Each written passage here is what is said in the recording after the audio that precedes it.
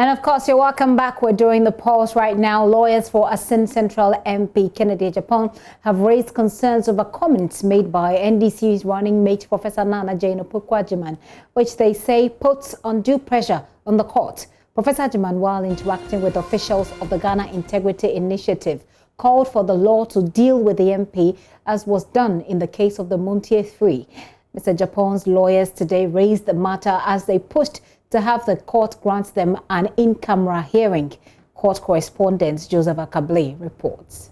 If you say somebody has scandalized the law court and you allow the process to go through, the person has apologized, has done everything, the law took its course. The person was fined, the person was sentenced, the person is in prison. You say, okay, clemency. It is part of the judicial system to apply for clemency. And people pretend they don't understand why there should be a petition. Another person does the same thing, also scandalizes the court and just says, oh, he's done to apologize, so it's okay. That is corruption. These remarks by the NDC's Professor Nana Agyapong formed part of the basis of the MP's lawyers' push for an in-camera hearing. A member of the legal team, Afenyo Markin, said this puts pressure on the court and subjects it to what he called, quote, gallery interpretation, end quote.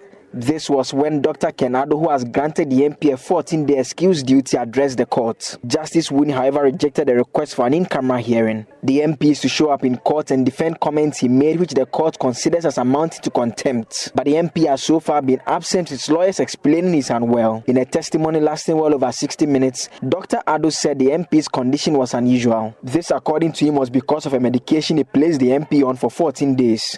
He told the court this is what accounted for the excuse duty. Justice Wuni then raised issues with the document signed by the doctor.